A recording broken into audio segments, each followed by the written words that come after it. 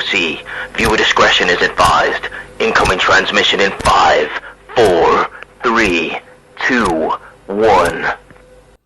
Hello everybody and welcome to the Outcasted OC Podcast. I'm Courtney and I am here with your Monday Night Raw recap / review.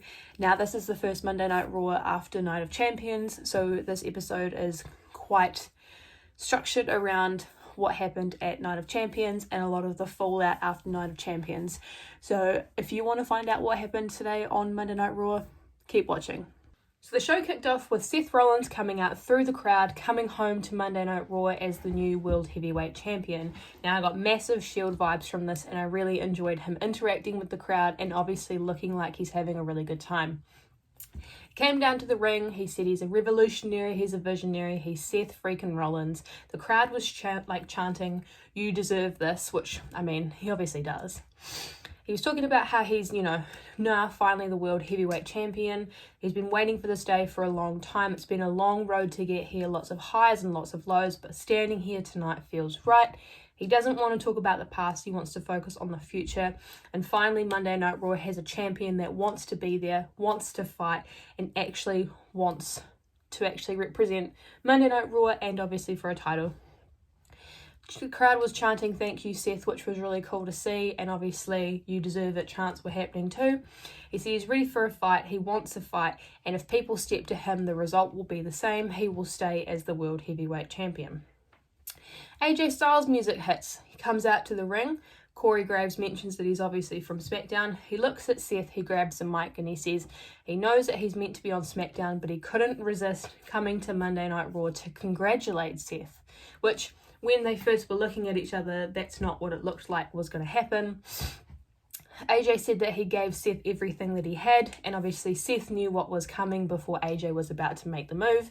Seth has been studying AJ for quite some time, so it makes sense that Seth knew what moves AJ was going to pull before it happened. AJ says, "The WWE Universe say that you deserve it.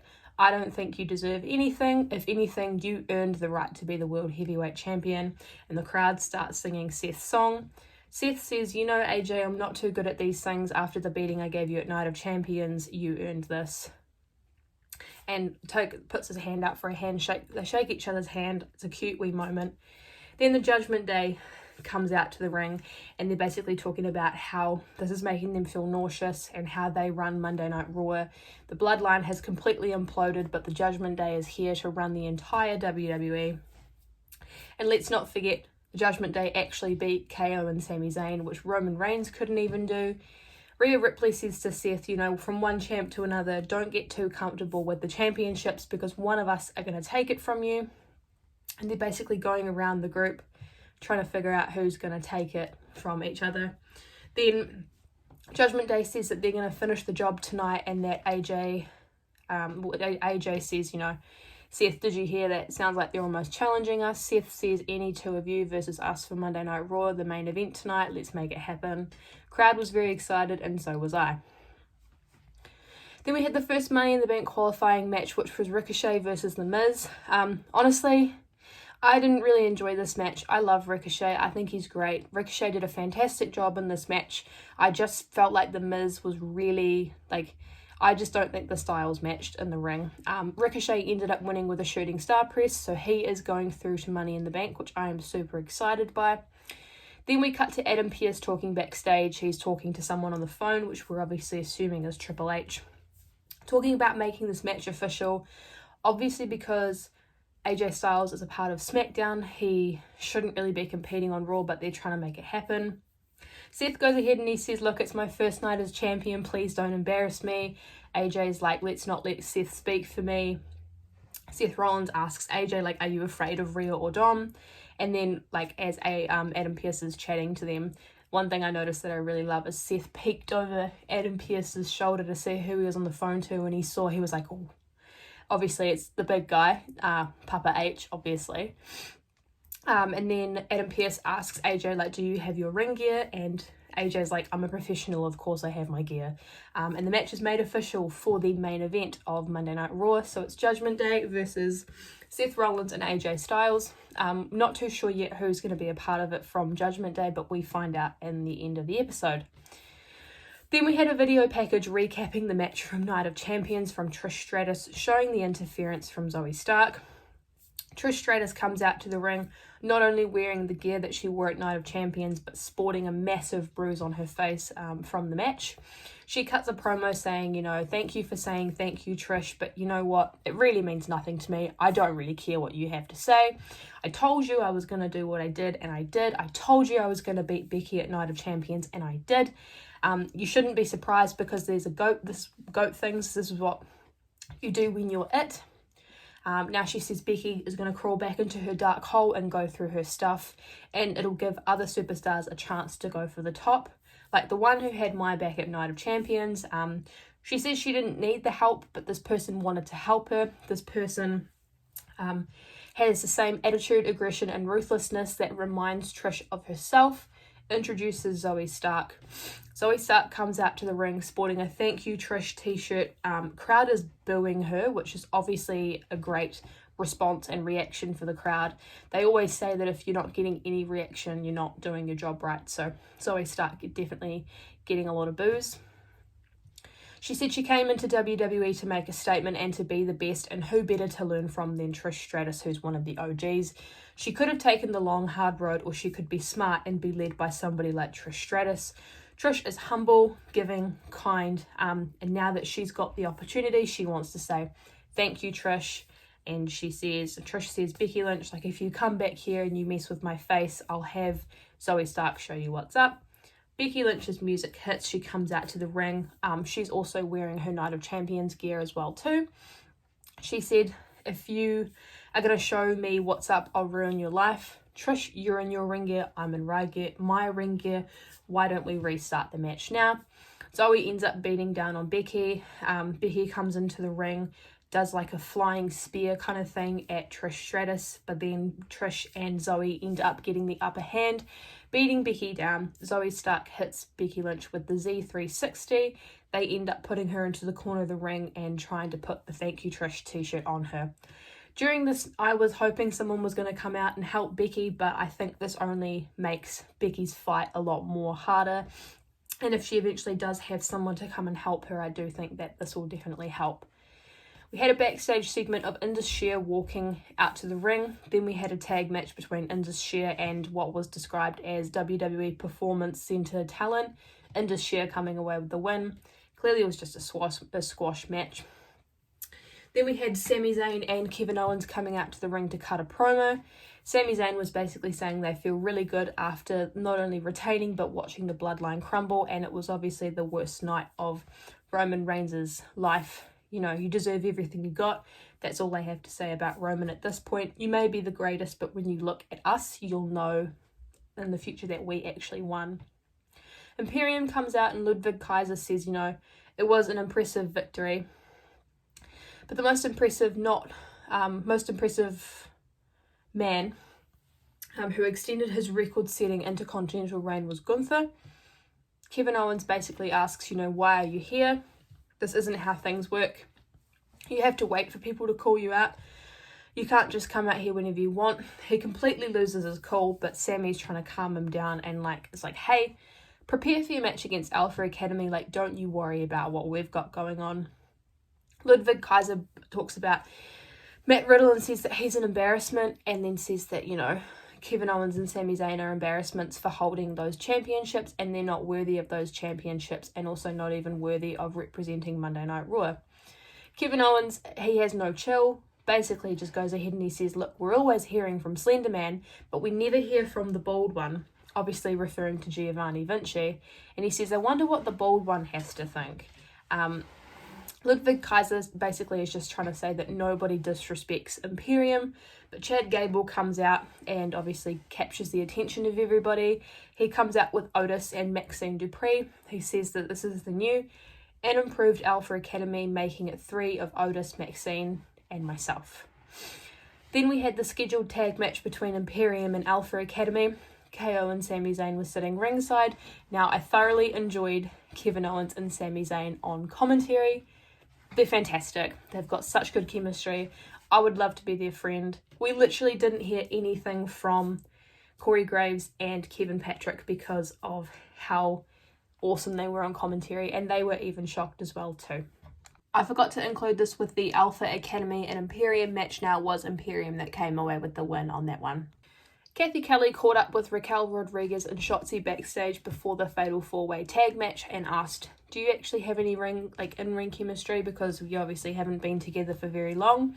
Damage Control comes into the interaction and Bayley says, you guys aren't Damage Control, and when we win, we're going to dedicate the win to Dakota.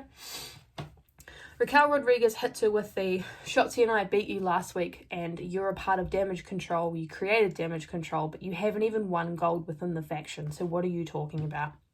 Which obviously shocked Bayley because it's true, unfortunately. Then we had the scheduled Fatal 4-Way tag match for the vacant women tag belts. Now, I kind of knew how this was going to go going into it. I had a feeling of who I knew was going to come out the winners at the end of this. But anyway, Bayley does Dakota's poses at the top of the ramp, obviously because Dakota's not there. Chelsea Green and Sonya Deville as a tag team are really growing on me. They were sporting matching ring gear, which I was like, that's awesome. It was a good match. At the end of the day, Shayna Baszler and Ronda Rousey won, so they are the new women's tag team champions. Now, I don't mind this. If it keeps Ronda away from singles gold, I'm happy. They can always break up at some point and have that feud that they were meant to have a long time ago. So if that's how they're going to go with it, then I'm excited for that. Then we had a video promo for Candice LeRae. Another recap of Night of Champions, and then cutting to Seth Rollins and AJ Styles having a team talk in the locker room. Then from the Battle Royale match that happened a couple of weeks ago, we had the match between JD McDonough and Dolph Ziggler. This wasn't really anything to kind of write home about. JD McDonough was on the attack quite a lot throughout this entire match. They ended up finishing in a double countout, and JD McDonough just continued to brutalise Dolph Ziggler on top of the stairs and stomped his head into the ring steps. I loved this. I think this is the best way to get JD McDonough over on the main roster, and he could even be recruited by Judgment Day at some point, but I guess we just have to wait and see.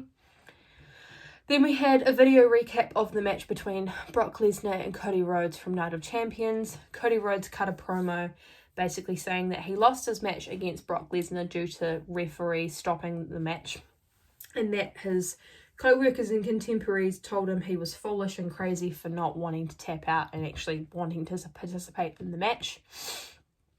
He said he didn't tap out because that's not the man he wants to be. Years ago he would have done that, but sometimes second chances don't present themselves.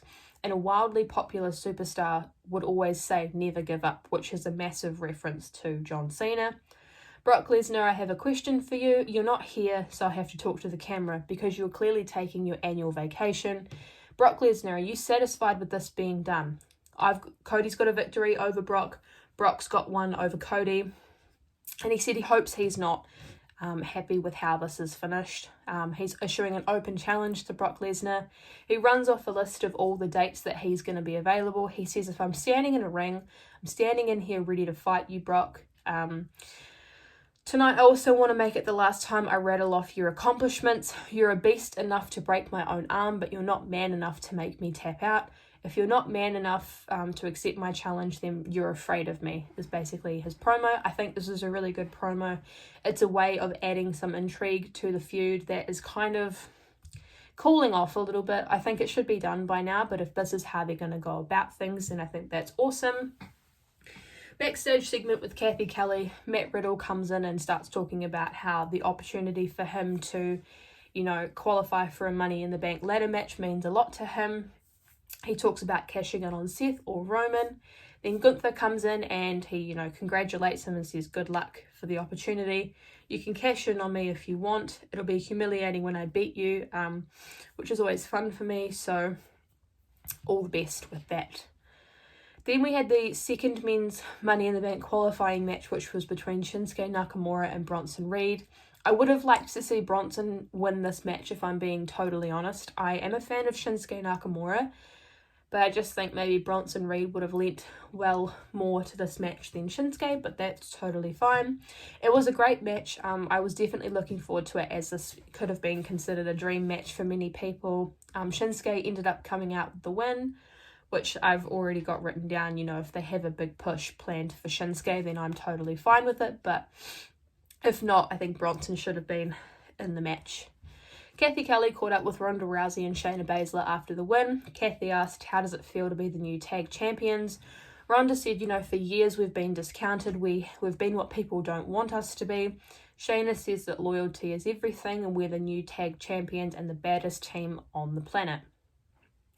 There's a quick video recap of the match between Rhea Ripley and Natalya. Now, I can't even call this a match because it wasn't a match. It was a squash.